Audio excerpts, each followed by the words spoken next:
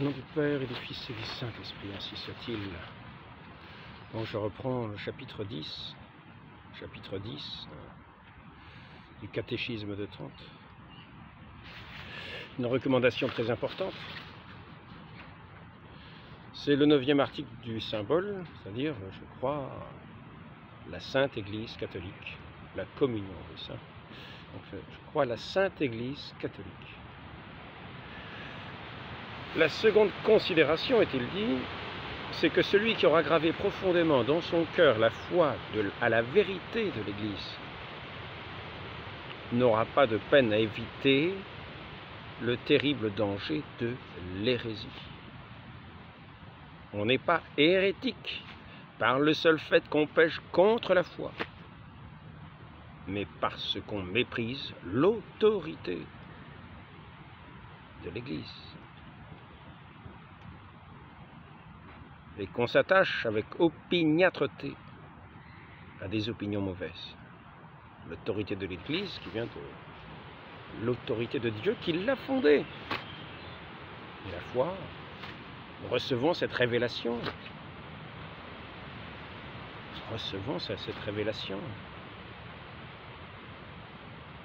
par l'autorité de Dieu qui la donne et qui a opéré en la donnant des prodiges qui sont décrits dans les évangiles. La révélation, la Sainte Trinité de notre Dieu. Père, le Fils et le Saint-Esprit. Et donc, je voudrais aujourd'hui parler de ceux qui se disent chrétiens. Qui se disent chrétiens. Que dit-on des chrétiens? Qu'ils étaient unanimes.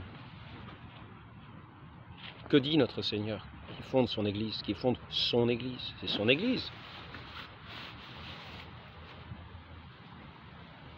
Tu es Pierre, sur cette pierre je bâtirai mon Église. Il n'a pas dit mes Églises.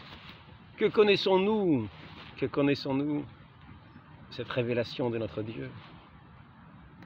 Il y a un seul Dieu. Un seul Seigneur. Il y a une seule foi. Il y a un seul baptême. Il n'y a qu'une seule Église. Il n'y a qu'une seule Église. Alors comment se fait-il que tous ceux qui se nomment chrétiens sont dans des divisions infinies? Est-ce qu'ils croient en notre Seigneur Jésus-Christ, dans ses paroles, qui a fondé son Église? La question est là. La question est là. La seconde considération, c'est que celui qui a gravé profondément dans son cœur la foi à la vérité de l'Église n'aura pas de peine à éviter les terribles dangers de l'hérésie.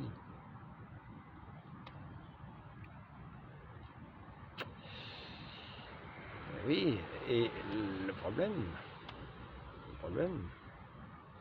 c'est que ceux qui se nomment chrétiens ont souvent de bonnes raisons, de s'être séparés, de n'avoir plus cru en l'Église, fondée, indéfectible, un roc inébranlable. Un roc inébranlable, fondé sur Dieu lui-même. Le Christ est le roc. Le Christ est la pierre, il est la pierre angulaire. Ceux qui le rejettent vont trébucher sur cette pierre. Mais ce roc a désigné un roc pour son Église, pour fonder son Église. En la personne de celui qui a professé la foi sur laquelle cette Église est fondée, et qui sera le garant de cette foi infaillible, indéfectible. Il l'établit comme roc.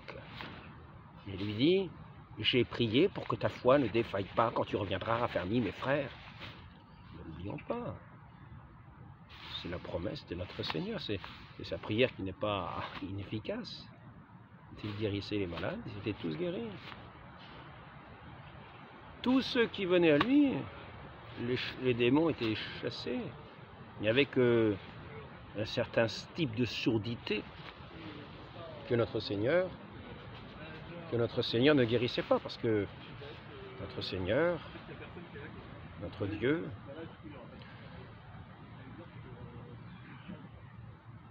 justement, nous laisse ce qui est le propre de l'homme, la liberté. Il n'a pas contraint les intelligences.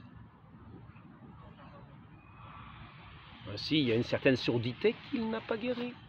C'est celle qui consiste à ne pas vouloir entendre la parole de Dieu. Ne pas vouloir entendre Dieu. Pourquoi ne m'entendez-vous pas? Parce que votre Père, si votre Père était Dieu, vous m'entendriez, parce que c'est de Dieu que je viens. Je l'ai répété en différents entretiens de multiples fois, ce sont des paroles importantes. Pourquoi ne m'entendez-vous pas? Ne m'entendez-vous pas? C'est cette surdité-là, il ne la guérit pas. S'ils ne croient pas aux Écritures, on aura beau leur envoyer quelqu'un ressuscité devant leurs yeux, ils ne croiront pas. Notre Seigneur nous le dit. Pourquoi ne croyez-vous pas? Votre Père, c'est le diable. Ah oui, ah oui. C'est à cette parole du diable qu'ils sont façonnés. Ce n'est pas la parole de Dieu qui est la vie, qu'ils sont vivifiés, sanctifiés, unis. C'est cette parole du condamnateur qui va faire condamner le Christ. C'est à cette parole qu'ils ont été sensibles pour faire tuer le Christ, pour le faire crucifier, pour faire devant lui des faux témoignages. Cette parole du mensonger de l'origine.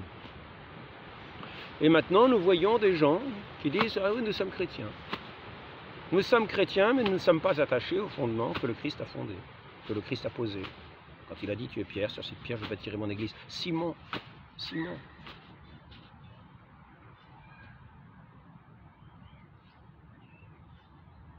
Là, Simon va changer de nom. Il va s'appeler Pierre. Képhas. Képhas, c'est pas Pétros ou Pétras, c'est Képhas.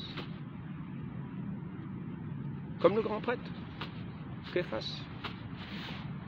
Caïphe. Comme le grand prêtre.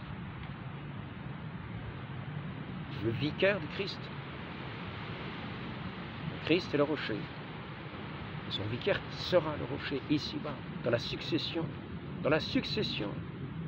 Dans la succession de ceux qui viendront occuper ce siège apostolique. Siège, ce premier siège parmi tous les sièges. Le siège de Pierre. Alors maintenant, voilà, nous allons avoir je suis stupéfait de cela.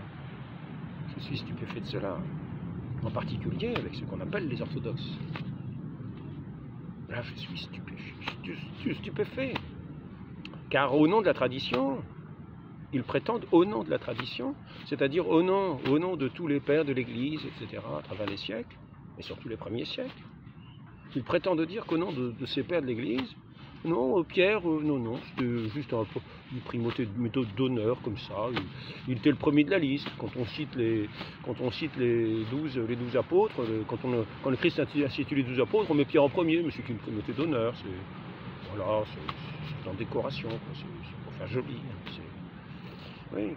Puis quand on voit que c'est souvent Pierre qui parle à la place pour l'ensemble des apôtres, on me dira oui, mais c'est comme ça. Bon, on lui donne une place d'honneur. Mais ils ont tous les clés, ils remettent tous les péchés, ils sont tous apôtres, effectivement. Mais parmi les apôtres, comment ne pas être étonné en voyant tous les témoignages de la tradition et des pères de l'Église qui annoncent que non seulement Pierre n'a pas simplement comme ça une sorte de primauté de d'honneur, mais qu'il est le chef des apôtres, qu'il est écouté, que quand il a parlé, on se range à son avis. Il est le chef des apôtres. Il est le prince des apôtres, le prince des disciples. Bon, maintenant, il y a un deuxième élément, c'est qu'en fait, Pierre n'aurait pas de siège. Il n'aurait pas de siège il n'y aurait pas le siège de Pierre à Rome où il y aurait la succession apostolique. de tous ceux qui succéderaient au siège de Pierre, ce qui fait que on dirait toujours le siège de Pierre. Quand on parle de Rome, on parle du siège de Pierre. Mais non, non, non, ça pour eux, non, c'est pas du tout la tradition, ce n'est pas ce qu'enseigne l'Église. Non, non, non, non, non, non, il ne faut pas se fier à ça. Hein. Et ceux qui reposent sur la tradition affirment des choses de ce genre, que ça n'existe pas. Les protestants pourraient venir à écouter un peu aussi, parce qu'il est assez étonnant de voir que plus on s'éloigne de l'Église, plus on finit par dire, par inventer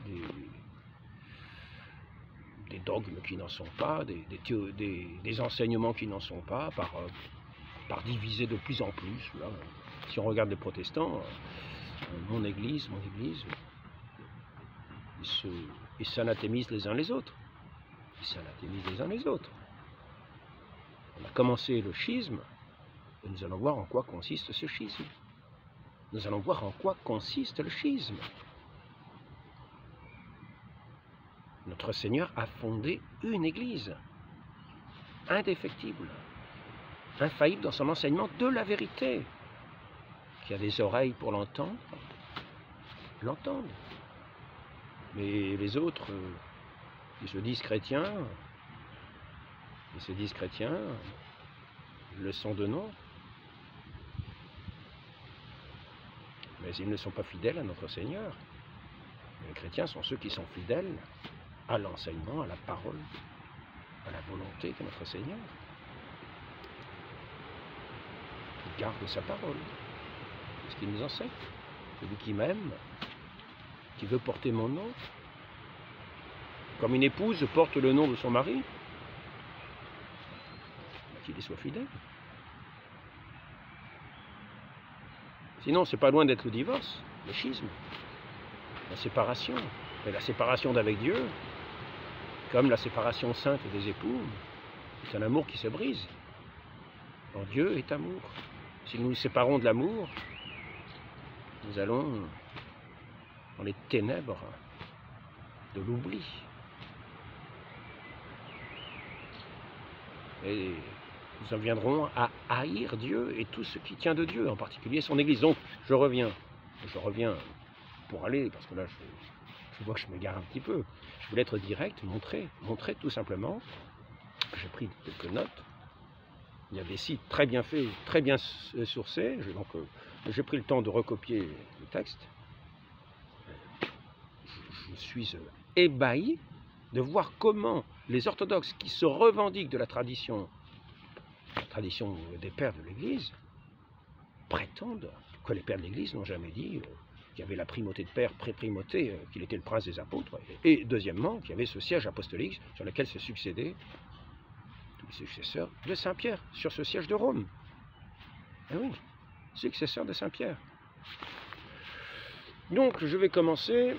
Clément d'Alexandrie, mort en 1215, PG 9, col 625. Aussi, lorsque Saint Pierre, le disciple choisi et excellent entre tous, ce prince, dis-je, des disciples, pour qui seul le Seigneur voulut acquitter le tribut comme pour lui-même, eut entendu ce discours, il en saisit le sens, etc. Tertullien, mort en 220, il est mort en 220. Il est mort en 220, il a donc vécu avant 220, parce qu'en général, ces pères de l'Église ne sont pas nés l'année de leur mort, ils ne sont pas morts l'année de leur naissance. Imaginons qu'ils ont une certaine ancienneté. S'il est mort en 220, et si le premier est mort en 215, Saint Clément d'Alexandrie, il a vécu 60 ans. Donc nous en arrivons vers l'an 150. Vers l'an 150. Il faut nous souvenir que nous sommes très proches des apôtres en l'an 150. Par exemple Saint Jean a vécu jusqu'à 90 ans. Bon, enfin, il a dû vivre jusque vers les années 90. Je ne sais pas exactement, mais à peu près. Il a vécu vieux. Il n'a pas échappé au martyr, il a été martyr, on l'a mis dans une bassine d'huile bouillante devant la porte latine, et il s'en est sorti vivant, si vous voulez. C'est le seul qui ne sont pas morts martyrs. Il a eu le martyr, mais il n'en est pas mort. Et puis ensuite, après ça, il était en exil, etc., comme la plupart des disciples qui sont haïs du monde, que le monde qui n'écoute pas Dieu, qui ne fait pas les œuvres de Dieu et qui combat les œuvres de Dieu, qui combat son Église, sont exilés. Écoutons le bon Dieu, si nous sommes ses disciples. Et écoutons aussi ceux qui étaient les pères de l'Église, puisque nous nous prétendons être de la tradition de l'Église. Écoutons-les. Tertullien, mort en 220. Deredicita, 21, PL2, col 1073, 1079. Google de référence, moi, vous savez, je ne connais pas grand-chose. À quel titre usurpes-tu le droit de l'Église, si de ce que le Seigneur a dit à Pierre, je bâtirai mon Église sur cette pierre, je t'ai donné les clés du royaume des cieux, ou bien tout ce que tu liras ou délieras sur la terre sera lié ou délié dans les cieux. Tu t'imagines orgueilleusement que la puissance de lier et de délier est descendue jusqu'à toi, c'est-à-dire à toute l'Église qui est en communion avec Pierre. Quelle est ton audace de pervertir et de ruiner la volonté manifeste du Seigneur, qui ne conférait ce privilège qu'à la seule personne de Pierre. C'est sur toi que je bâtirai mon Église, lui dit-il. C'est à toi que je donnerai les clés, et non à l'Église. Tout ce que tu liras et que tu délieras, etc., mais non pas tout ce qu'ils liront et déliront. Les événements confirment cette vérité, c'est en lui, c'est-à-dire par lui, que l'Église a été édifiée. C'est lui qui en reçoit la clé. Quelle clé? Écoute. Bon. Tertullien, mort en 220, c'est-à-dire qu'il a vécu avant. Tertullien, toujours le même, prescription contre les hérétiques. Alors c'est 22 PL 2 34. Qu'est-ce qui a pu être caché à Pierre, ainsi appelé parce que l'Église devait être bâtie sur lui?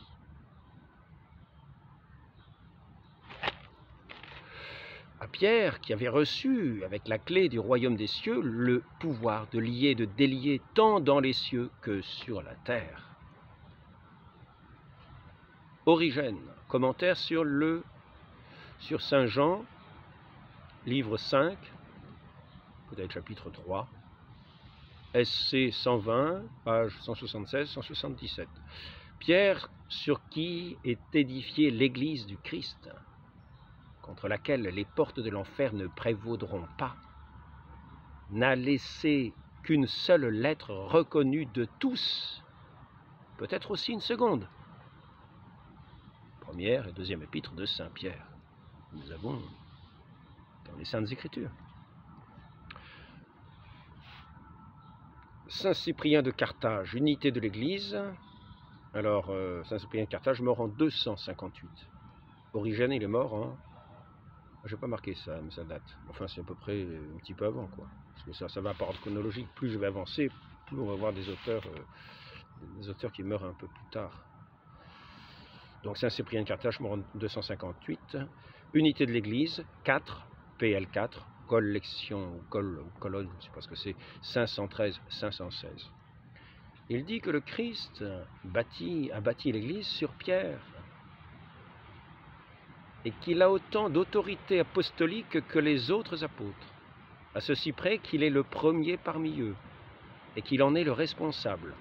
Le Christ s'est réveillé de la mort, il dit à Pierre, « Prends soin de mes moutons ». Saint Jean chapitre 21, verset 17. Et il construit son Église sur lui. Il lui confie le soin d'être le berger des moutons. Pourtant, il a donné à tous les apôtres un pouvoir égal. Mais il a établi un seul responsable. Par l'autorité de sa parole, le Seigneur a organisé l'unité. Il a montré d'où elle vient et la façon de la vivre. Bien sûr, les autres apôtres étaient ce que Pierre était, mais Pierre est choisi pour être le premier parmi les autres. Ainsi, on voit qu'il y a une seule Église, un seul responsable, totalement d'accord entre eux. Celui qui ne reste pas attaché à cette unité de Pierre, est-ce qu'il peut croire qu'il reste attaché à la foi? question importante pour tous ceux qui prétendent parler au nom des pères de l'Église. Nous avons ici saint Cyprien de Carthage. Celui qui abandonne le siège de Pierre, lui sur qui l'Église est construite, est-ce qu'il peut affirmer « Moi, je suis de l'Église » ? Comment se fait-il que des gens qui se prétendent orthodoxes et fidèles à la tradition peuvent méconnaître à ce point des textes de ce genre? Et ceux qui sont les protestants, pensent-ils que tous ces pères de l'Église, tous ces fidèles qui sont morts martyrs, n'étaient pas chrétiens? Ne connaissaient pas l'enseignement de notre Seigneur Jésus-Christ? Ne connaissaient pas qu'il avait fondé son Église sur Saint-Pierre, que tous les schismatiques rejettent, que tous les hérétiques rejettent, la plupart? Ne se fient pas à ce siège de Pierre, fondé par le Seigneur lui-même, le chef de l'Église. Le vrai chef de l'Église, le Christ, et son lieutenant ici-bas, cet autre rocher, le rocher c'est le Christ, mais il dit à Saint-Pierre, tu es le rocher, parce qu'il a cette foi inébranlable, infaillible qu'il lui a promise. Je prierai pour que ta foi ne défaille pas. Raffermis tes frères. Il est le rocher, la pierre de fondement de l'Église. C'est ce que disent les pères de l'Église. C'est la tradition de l'Église. Je suis étonné que ceux qui se prétendent de cette tradition traitent de papistes ceux qui sont attachés au siège de Pierre, alors que sans être du siège de Pierre, saint Cyprien dit, celui qui abandonne le siège de Pierre, lui sur qui l'Église est construite, est-ce qu'il peut affirmer, moi je suis de l'Église? Attention. Saint Cyprien Carthage, mort en 258, lettre 43, là nous étions sur l'unité d'Église, maintenant c'est la lettre 43, à tout le peuple, annales de Saint Cyprien. Il n'y a qu'un Dieu, qu'un Christ, qu'une Église, qu'une chair, que la parole du Seigneur a établie sur Pierre comme fondement. Un autre autel ne peut être érigé, un autre sacerdoce ne peut être institué en dehors de cet unique autel, de cet unique sacerdoce. Quiconque amasse ailleurs dissipe. Adultère, impie, sacrilège. Quelle parole! C'était pas n'importe qui, ces gens-là. Ils avaient l'art de parler, l'art de s'exprimer. Ils avaient surtout la foi au cœur. Et la vraie charité. Ils nous avertissent, encore aujourd'hui, nous qui tenons cette tradition de l'Église qui a été véhiculée par tous ces pères. Donc, cependant, Pierre, sur qui l'Église avait été bâtie par le même Christ, parlant de lui seul pour tous, et répondant par la voix de l'Église, lui dit, « À qui irions-nous? Tu as les paroles de la vie éternelle, et nous croyons, et nous savons que tu es le Christ, le Fils du Dieu vivant. » Lettre 59 au pape Corneille, c'est dans les Annales. Donc, toujours de Saint Cyprien, dans une lettre 59 adressée au pape Corneille. Je ne me trompe pas? C'est ça. Nous reconnaissons que tu es le Fils du Dieu vivant. Celui qui parle là, c'est Pierre, sur qui l'Église avait été bâtie. Et au nom de l'Église, il fait voir que, quand bien même une multitude en révolte et refusant d'obéir s'éloignerait, l'Église cependant ne s'éloigne pas du Christ. Il montre que l'Église, c'est pour lui le peuple uni à son pontife et le troupeau resté près du pasteur. Saint Cyprien, lettre 66 à Florentinus. Maintenant, nous passons à Eusèbe de Césarée. Il demeura évêque dans cette ville, il parle de Saint-Pierre, il demeura évêque dans cette ville pendant 25 ans. C'est ce que dit évêque de Césarée. Et là, évêque de Césarée, mort en 339, Pierre, sur qui est bâtie l'Église du Christ, contre laquelle les portes de l'enfer ne prévaudront pas, a laissé une épître incontestée et peut-être une seconde. Il répète un petit peu ce que disait l'autre tout à l'heure. Donc ici maintenant nous avons Afrate, Saint Afrate, le sage persan, mort en 345. Le grain de raisin, source chrétienne, 359, page 898, exposé à la. Alors c'est marqué 23, du grain de raisin. Quand il a amené ses 3 disciples, Simon, Jacques et Jean, Simon, la pierre de fondation de l'Église, Jacques et Jean, les solides colonnes de l'Église. Il fait une distinction entre les colonnes de l'Église et la pierre de fondation. Simon, la pierre de fondation de l'Église, Jacques et Jean, les solides colonnes de l'Église, ainsi que tous les apôtres. Colonnes de l'Église. Pierre, la pierre de fondation. Saint Hilaire de Poitiers, mort en 367, dit qu'il a le primat de la fonction apostolique. Ainsi, quand le Seigneur entre dans la maison de Pierre, c'est-à-dire qu'il est dans son corps, car il fut le premier à croire et il a le primat de la fonction apostolique, et c'est en lui. Et ce qui en lui était malade, auparavant fortifié par le Verbe de Dieu, agit en étant au service, en quelque sorte, du salut général. Là, c'est commentaire de saint Matthieu, chapitre 7, verset 6, source chrétienne, 254, et sans doute page 184-185. Hilaire, saint Hilaire toujours, commentaire sur Matthieu, chapitre 16, source chrétienne, 258, page 54-55. La confession de Pierre obtient pleinement la récompense qu'il méritait pour avoir vu dans l'homme le Fils de Dieu. Bienheureux qu'il est pour avoir entendu, pour avoir étendu sa vue au-delà des yeux humains. Au fondement qu'il a la chance de donner à l'Église au titre de son nom nouveau. Et Pierre, digne de l'édifier, de façon qu'elle brise les lois de l'enfer et toutes les prisons de la mort, au bienheureux portier du ciel, au jugement de qui sont remises les clés de l'accès à l'éternité. Sa sentence sur terre fait avancer l'autorité du ciel en sorte que ce qui a été lié, etc. C'est pas rien quand même. Donc nous continuons, je m'adresse toujours à ceux qui se réclament de la tradition orthodoxe, mais qui se sont mis finalement, apparemment, d'après les pères orthodoxes qu'ils prétendent étudier, qu'ils étudient, qui se sont mis eux-mêmes schismatiques. Ils sont dénoncés par ces pères de l'Église, qu'ils étudient jour et nuit. C'est au nom des pères de l'Église qu'ils vont rejeter le siège apostolique, le premier siège, qui a autorité, qui ont été remis les clés, la juridiction de l'Église entière, sur toute la terre, dans tout l'univers, l'Église universelle. Attention, revenez au bercail, revenez. Je m'adresse aussi à ceux qui protestent. Ils protestent d'une foi où ils ont évacué Saint-Pierre, traitant d'antichrist.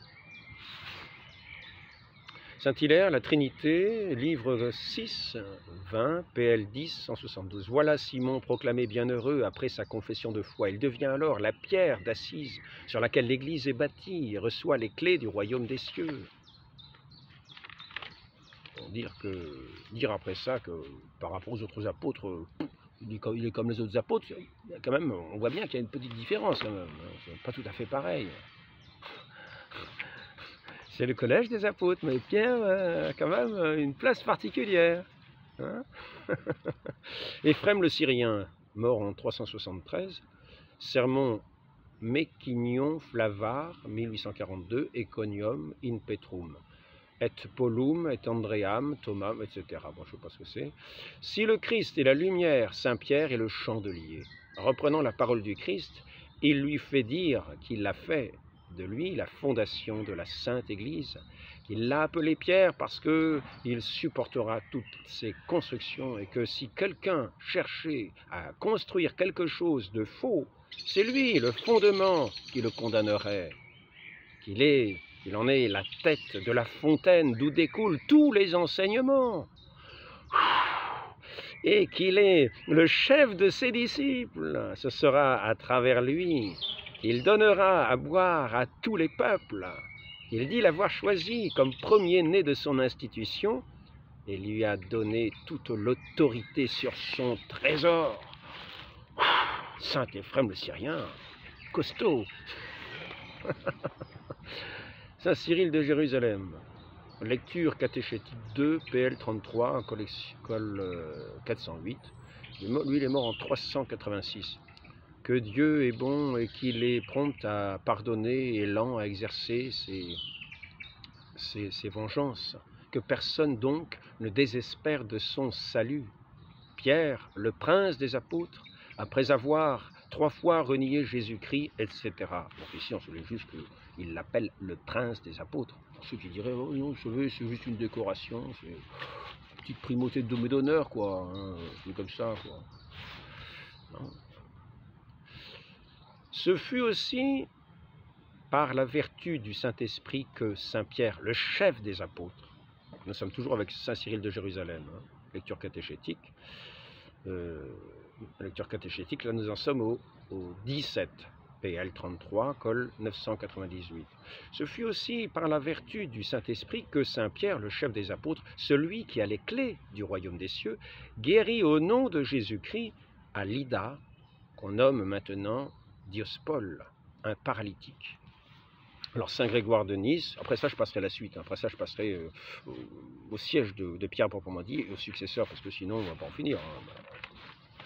Alors donc, Saint Grégoire de Nice, alors lui il est mort en 394, dit aussi qu'il est le chef des apôtres, et que toute l'Église est glorifiée avec lui, car elle est établie sur lui, en accord avec les mots du Seigneur, qui a fait de lui le rocher le plus solide et le plus ferme sur lequel l'Église a été bâtie. Deuxième homélie sur Saint-Étienne, proto-martyr, PG 46, col 733-734.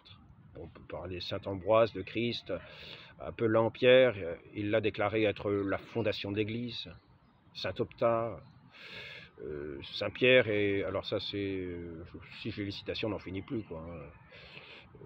Traité de la foi, livre 4, chapitre 5, Saint-Ambroise. Donc ici, Saint-Optat, mort en 397, contre les donatistes, L2, PL 11, 947.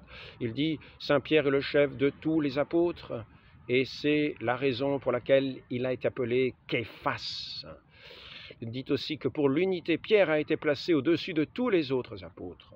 Contre les donatistes, etc. Livre 7, chapitre 5, PL, etc. Et qu'il a reçu, lui seul, les clés du royaume des cieux pour les communiquer aux autres.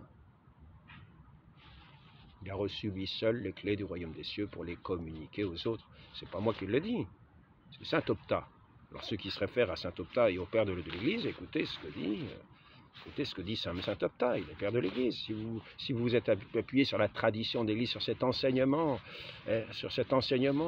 des apôtres transmis de génération en génération, en particulier au premier Père de l'Église, Épiphane de Salamine, Encoratus, chapitre 9, PG 041, marqué 1, 31, 34, je crois. Aussi témoigne le chef suprême des apôtres, celui qui a été jugé bienheureux par le Seigneur, parce que le Père le lui a révélé ainsi. Il convenait que pour le premier des apôtres, celui qui est la pierre solide sur laquelle l'Église de Dieu a été construite et contre laquelle les portes de l'enfer ne prévaudront pas. Les portes de l'enfer sont les hérésies et les chefs des hérésies. De toutes les manières, la foi a été affermie en lui, qui tient la clé des cieux, etc. Bon, maintenant, je vais passer le chef des apôtres. Ainsi témoigne le chef suprême des apôtres, celui qui a été jugé bienheureux par le Seigneur, parce que le Père lui a révélé, etc. Non, maintenant, je vais passer quand même à l'autre paragraphe, qui nous invite à considérer maintenant le siège apostolique et la succession sur ce siège apostolique de ceux qui reçoivent ce pouvoir des clés dans l'Église, qui tranchent les questions, à qui on fait appel, Là, d'ailleurs, il y a une phrase que j'aurais pu dire, si je pouvais la trouver, ça aurait été bien. Papoter. On appelle à lui de toutes les parties du monde, de lui personne n'a le droit d'appeler. Nous ne voulons point passer sous silence que le siège apostolique n'a besoin au secours d'aucun concile pour réformer les mauvais jugements rendus par un concile. Cette faculté lui vient de la suprématie que le bienheureux apôtre Pierre a toujours tenue de la bouche du Seigneur et qu'il tiendra toujours. Décret de Gratien, c'est chapitre 9, Q3C 17, etc. Donc Gélase 495, il est mort en 495, enfin je crois que c'est sa mort dont il est question, je pense. Donc nous continuons puisque nous sommes bien partis. Maintenant nous allons aborder cette succession sur le siège apostolique. Saint Cyprien de Carthage, mort en 258, lettre 55 à Antonianus, Epistola 10, etc. Corneille ayant été élu évêque par le jugement de Dieu et de son Christ, la place de Fabionus, c'est-à-dire la place de Pierre, et le siège épiscopal étant vacant. Celui-là aura beau se faire valoir, enfler ses prétentions, c'est un profane, c'est un étranger, c'est un homme du dehors. Et là où il ne peut y avoir de second après le premier, ça veut dire le siège apostolique, celui qui a été créé après celui qui doit être seul n'est pas second, mais il n'est rien. Lettre 59 au pape Corneille maintenant. Toujours de Saint-Cyprien. Jamais en effet les hérésies n'ont surgi d'ailleurs, jamais les schismes n'ont eu d'autres sources. C'est toujours qu'on n'obéit pas à l'évêque de Dieu, que l'on ne songe pas, qu'il n'y a pas dans l'Église qu'un évêque, qu'un juge, tenant pour un temps la place du Christ. Si, conformément aux enseignements, toute la communauté divine, non,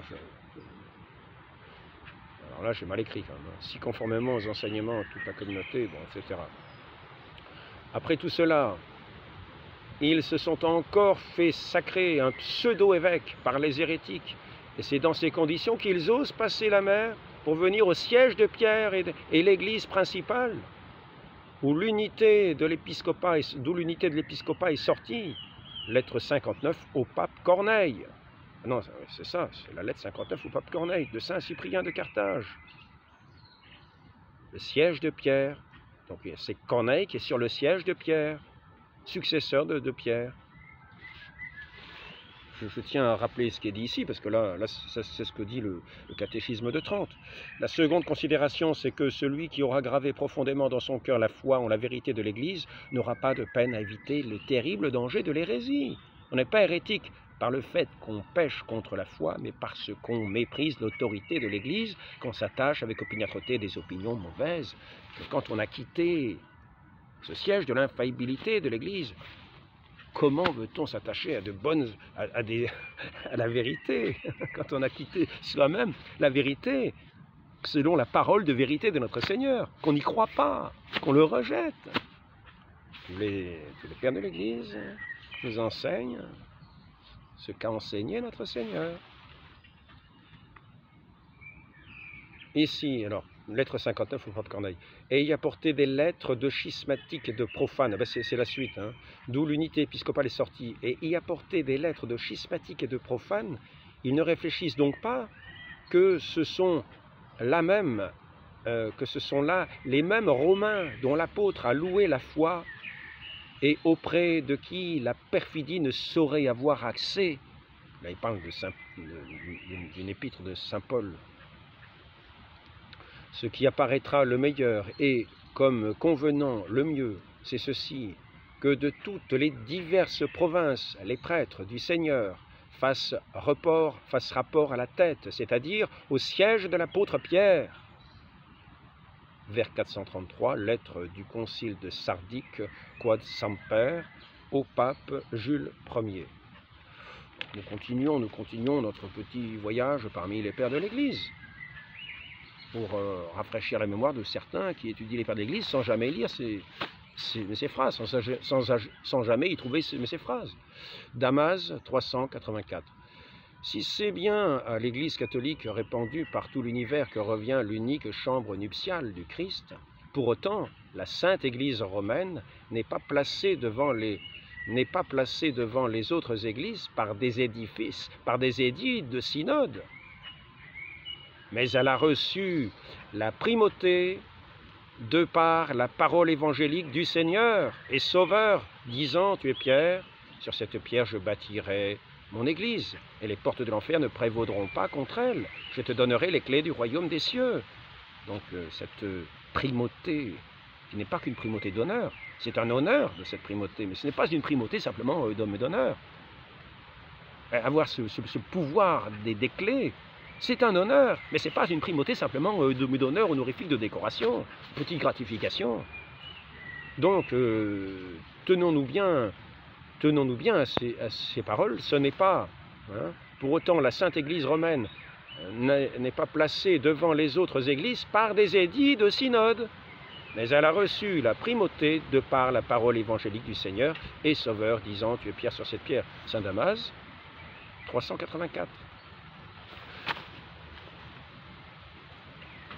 À cela s'est ajoutée également la compagnie du très bienheureux apôtre Paul, le vase d'élection, le même jour, par une mort glorieuse avec Pierre, qui a été couronné combattant dans la ville de Rome, sous l'empereur Néron, et de même manière, ils ont consacré au Christ l'Église romaine susdite, et par leur présence et leur triomphe vénérable, ils l'ont placé avant toutes les autres villes dans le monde entier. Ce n'est pas parce que Rome est la capitale, c'est parce que les apôtres sont morts ici.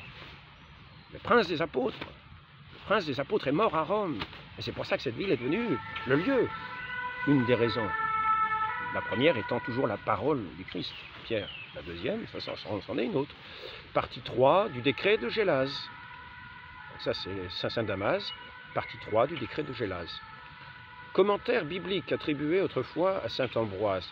Le chef actuel de l'Église était Damas, à savoir l'évêque de Rome. Saint Ambroise. Sur les schismatiques étaient ceux qui n'avaient pas la succession de Pierre et qui ne s'attachaient pas à la chair de Saint Pierre concernant la repentance des pénitentia 1, 7, 33, PL 16, col 476. Je vais mettre en protection la tablette. Non, ça sera peut-être la dernière fois qu'elle sera utilisée. Pas tout, il faut une fin à tout. Lettre 11 à l'empereur Gratien, Saint Ambroise. Concile d'Aquilée, PL 16, col 346. Les droits de vénération et de communion à toutes les personnes découlées de l'Église romaine, la tête de tout le monde romain. Là où est Pierre, là est l'Église. Saint Optate, en 397 maintenant, contre les donatistes. Livre 2, PL 11, 987. En premier, alors c'est en premier sur Pierre, dans la ville de Rome, qu'a été donnée la chaire épiscopale, et c'est en cette chaire que l'unité devra être préservée par tous, et que quiconque désire en créer une seconde chaire contre l'unique chaire sera déjà schismatique.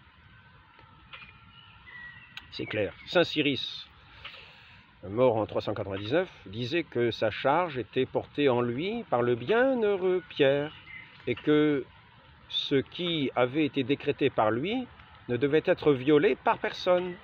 Lettre d'Erecta ad Decesorem à l'évêque Imer de Tarragone, Denzinger, 1996. Épiphane de Salamine, les évêques